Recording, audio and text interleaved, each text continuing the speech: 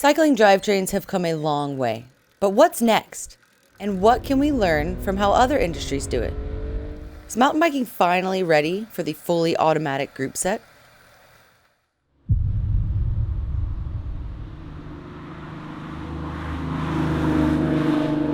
We might not have the power of the combustion engine, but mountain bike drivetrains are getting pretty smart. Is there ever going to be a system that can even come close to a fully automatic?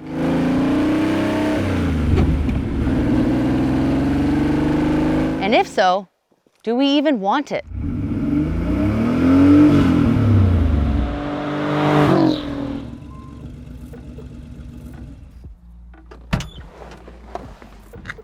In fact, if we're talking about cars here, plenty of drivers still love a stick shift, especially enthusiasts. And when you hear that engine note and slamming into third at 6,500 RPMs, I mean, who can blame them? But what are the performance benefits of a fully manual versus, say, an automatic drivetrain? And what can that teach us about our mountain bikes? Now, if you get chatting to someone who's really into their cars, you just might find them turning their nose up at the idea of an automatic drivetrain. Hell, even if you talk to an ardent mountain biker, you might get the same response. But is there a compromise that can be made by taking the best elements of manual and combining that with the technological gains in a modern electronic drivetrain? Now, all mountain bikers understand the importance of gearing, as well as how a correctly timed shift into the right gear can impact so many elements of our riding, going up or going down.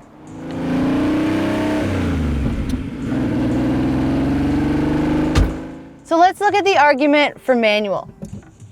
Full manual gives the rider full control, for better or for worse, but that's not to say there aren't limitations. An experienced rider will know how to time getting off the power and back on again to perfection to reduce the time it takes to change gears. With cars, drivers can drop the clutch, change gear, and get back on the power again, much in the same way.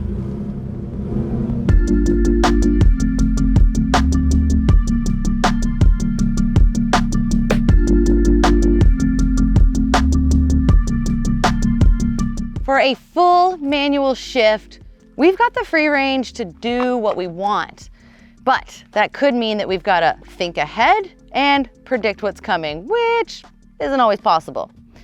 Now, when it comes time to shift, we've actually got to turn the cranks, which could potentially lead to rock strikes or tough decision making. But is there an argument for automatics, if that were even an option? Or maybe a halfway house, taking the best elements of both manual and automatic shifting. Do users really know best? Well, thanks to Shimano, we're going to explore this topic today.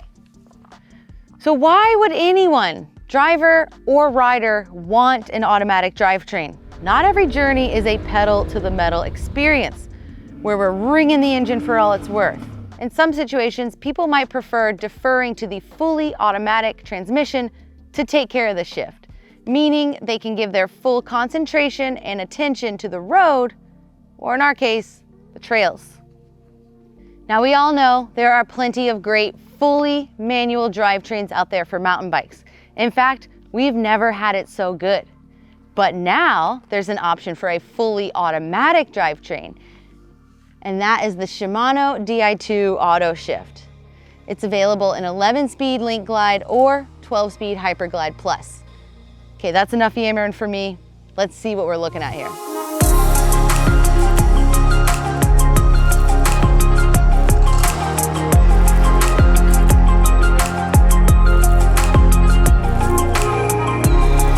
This system can be fully automatic, where you can just set and forget. But there is fine tuning and adjustments to suit your style and preferences, because we're all unique, or maybe spin at a different speed. There are different profiles and modes that you can fine tune to your riding style or terrain, and then you can change between as you ride.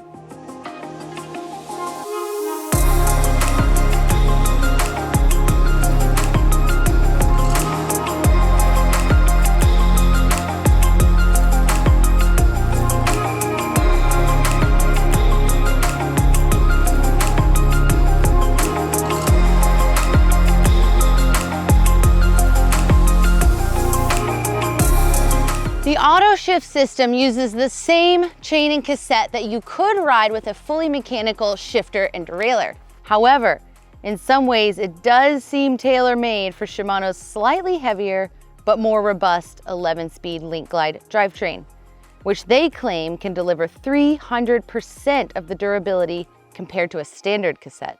The teeth of the Link Glide cassette are slightly taller, maybe even overbuilt, and they're all steel. There's a large degree of adjustment of these systems within Shimano's phone app for all the profiles.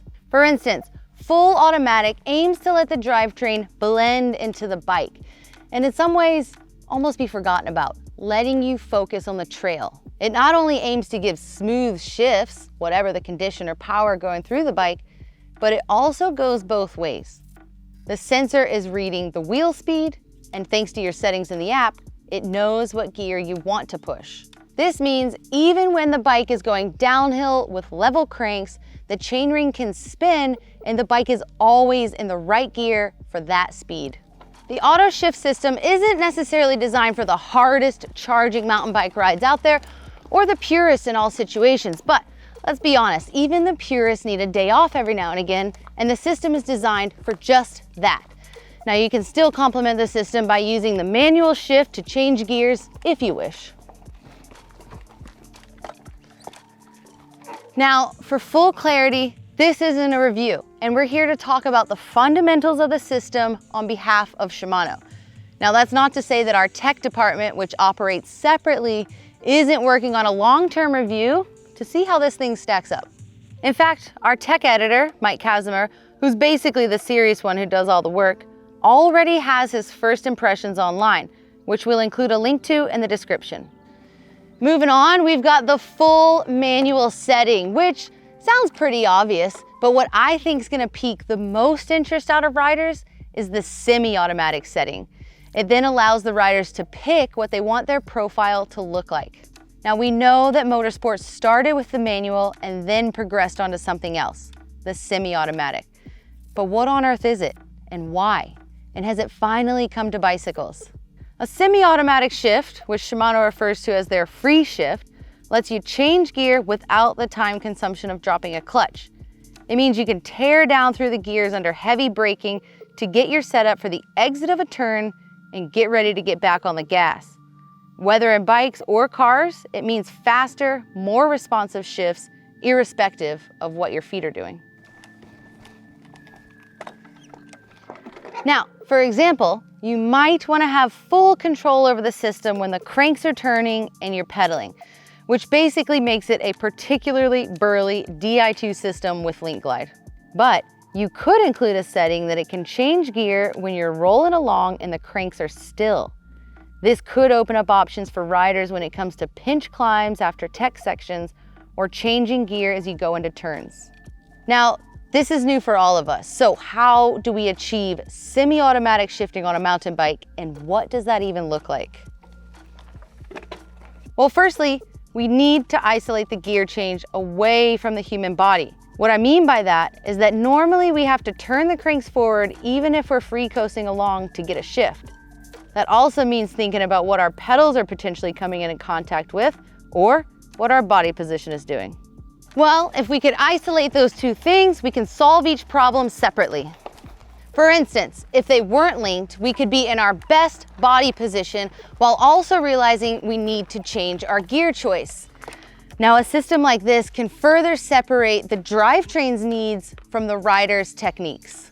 The difference is that instead of spinning forward all the time, the electronic system and motor on the bike drive that chainring very selectively, meaning that it only rotates and drives the chain when the gear change is incoming. As long as you're coasting along, you can hit a gear change just like in a high-performance sports car, and it'll go to the gear you select. As we also know from cars, the most user-friendly systems let you choose which mode best suits you and when, going between fully automatic and some kind of sequential shift. The Shimano system tries to go further by letting you fine-tune each mode. Now, whichever mode the riders prefer, what I find really interesting is how the semi-automatic free shift will be taken. For racers and shredders of all sorts, I think this could be a really cool feature. A paradigm shift, if that's not too much of a pun for you. Thank you guys so much for watching today's video. And if you did like it, make sure to subscribe to the channel and you won't miss the next one.